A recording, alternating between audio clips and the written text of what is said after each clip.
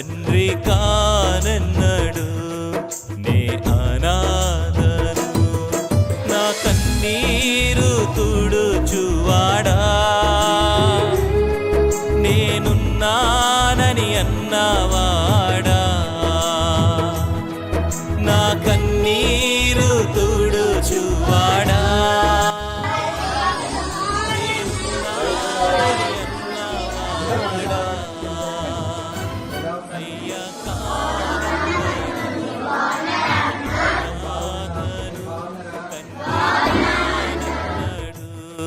నే అనాథను.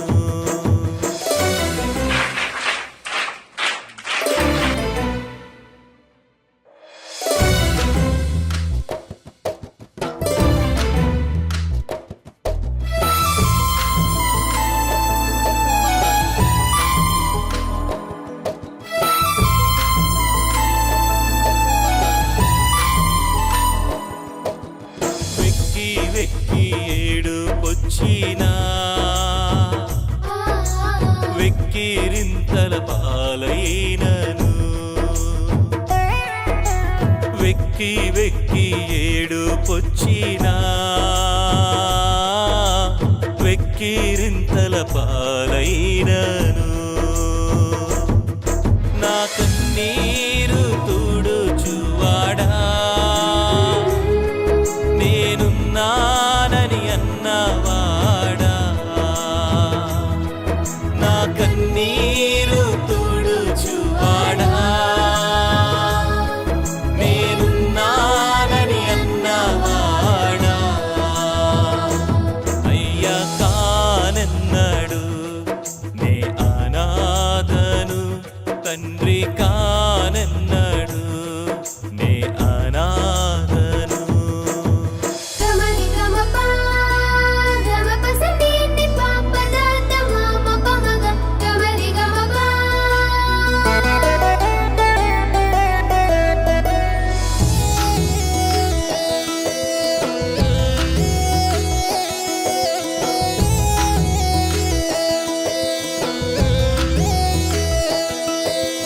వ్యాధి బాధలెన్ని, రోగములకు కుంగిపోయినా, దాని తర్వాత ఎవరి పిల్లలు వ్యాధి బాధలెన్ని ఉన్నా,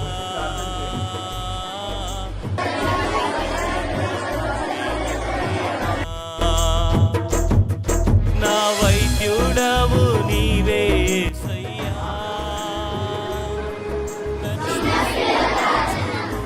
యేసయ్యా, చివరి ప్రార్థన చేస్తున్నా. యేసయ్యా,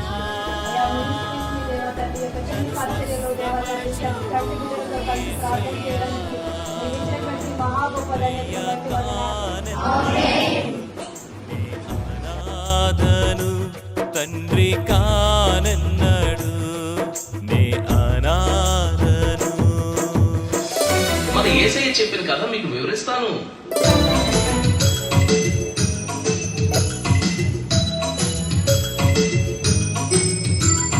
లూకా 16వ అధ్యాయంలో ధనవంతుని వాకిట లాజరున్నాడు. లూకా 16వ అధ్యాయంలో ధనవంతుని వాకిట లాజరున్నాడు.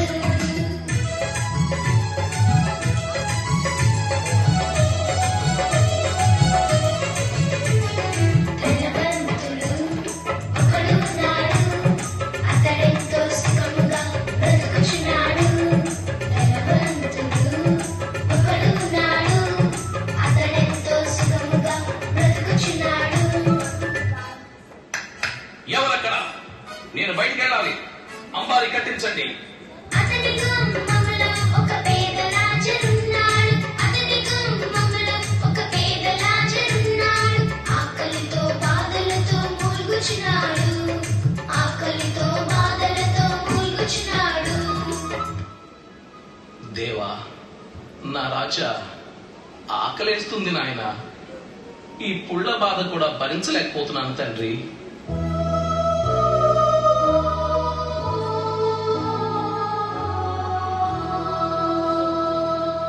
ధనవంతుని బల మీద నుండి పడే రొట్టె ముక్కలతో పేద లాజరు ఆకలి తీర్చుకోవాలని ఆశపడ్డాడు గాని అతని కడుపు నిండిందో లేదో.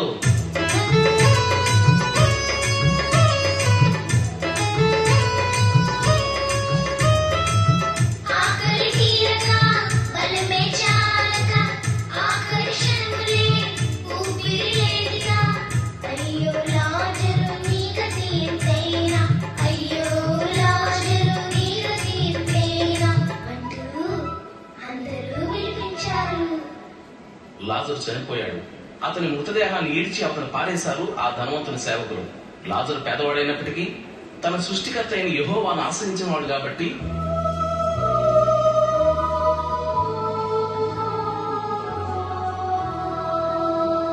తగతగలాడే దేవదూతలు వచ్చి ఘనముగా లాజరును పరదేశున చేర్చారు. అబ్రహాము రమ్మున ఆనుకున్నాడాయన, అబ్రహాము రమ్మున ఆనుకున్నాడాయన. అక్షయ ఆనందం ఆయనకే సొంతం, అక్షయ ఆనందం ఆయనకే సొంతం. ఒకరోజు ఆ ధనవంతుడు కూడా చనిపోయాడు. అతని మృతదేహాన్ని ఎంతో ఘనంగా ఊరేగించి ఊరి మధ్యలో సమాధి చేశారు.